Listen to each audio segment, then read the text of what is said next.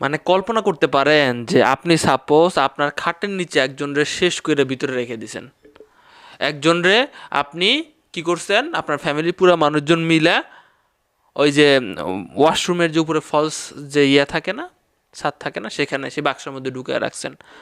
দিব্যি সংসারের সকল কাজরকম চলতেছে, বা এই গন্ধ বের হয়ে যাবে, বের হয়েছেও। মানে এই যে পাশে দেখতে পাচ্ছেন ছবি, মা এবং মেয়ে, তাদের কি দোষ ছিল জানেন? অতিরিক্ত হেল্প করতে গেছে, অতিরিক্ত সাহায্য করতে গেছে। ভিডিওটি একটু শেয়ার করে দিবেন, আমাদের সমাজে এরকম অনেক মানুষ আছে। ঘটনাটা পুরোটা শুনলে অবাক হবেন। বিভিন্ন এনজিও আছে, তারা লোন দেয়, লোন দেওয়ার কারণে মানে তাদের কিন্তু করতে হয়, জামিনদার দিতে হয়, জামিনদার দিতে হয়। তো এই যে মহিলাটা তার মেয়েকে একজনের কাছে পড়তে দেয়, গৃহশিক্ষিকা ধরে নিতে পারেন, গৃহশিক্ষিকা। তো অনেকদিন মানে মেয়েকে পড়তে দেয়, তো ভালো সম্পর্ক তৈরি হয়েছে গৃহশিক্ষিকার সাথে। তো সেই গৃহশিক্ষিকা লোন নিবে, তো করে দিছে, ঠিক আছে, যে জামিনদার হন আপনি একটু। সে খুব ভালোভাবে জামিনদার হয়ে গেছে। এখন ঠিক মতো সে কিস্তি পরিশোধ করতে পারে না। কিস্তির লোক তো এসে চাপ দেয়, মানে ছাত্রীর মারে, যে কারে আপনি লোন দেওয়ায় দিলেন। এটা নিয়ে প্রায় ঝগড়াঝাটি হইতেই থাকে।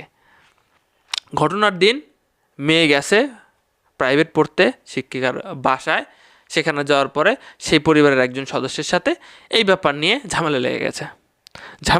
ঝামেলা লেগে যাওয়ার এক পর্যায়ে তারা শেষ করে দিছে, দুনিয়া থেকে বিদায়। মানে অবস্থা বুঝছেন? তারপরে তার পোশাক পরে বের হয়ে গেছে একজন, যাতে বোঝানোর চেষ্টা করছে যে সে তার বাসায় এসেছিল এবং চলে গেছে, এটা বোঝানোর, কারণ সিসি ক্যামেরা আছে। তো পরবর্তীতে তাদের কাছে কি মনে হয়েছে যে না, ধরা খেয়ে যাব। তখন তার মাকে ফোন দিছে যে আপনার মেয়ে তো অসুস্থ হয়ে পড়ছে, আমাদের বাসায় আসেন। তার মা যখন আসছে পিছন দিক থেকে মানে করে তার মাকেও শেষ করে দিছে, দুনিয়া থেকে বিদায়। একজনের খাটের নিচে রাখছে, একজনের ওই যে ওয়াশরুমের ফল ছাদের ওখানে রেখে দিছে। দিব্যি 21 দিন তারা বিভিন্ন জায়গায় ঘুরতে যাচ্ছে, সেখানে সংসার চলছে, সংসারের সকল কাজ চলতেছে। তাদেরকে তারা দেওয়ার মতো লোক নাই, আইসা লোনের টাকা চাওয়ার মতো লোক নাই। গন্ধ বের হয়ে গেছে, আশেপাশের মানুষজন ত্রিপন লাইনে ফোন দিছে, আইসা উদ্ধার করে গেছে। এখন পর্যন্ত অনেকটির গ্রেপ্তার করছে। তো এই ভিডিওতে যে বললাম যে কেন শেয়ার করা উচিত, আমরা দেখেছি অনেকেই আছেন যেরকম মানে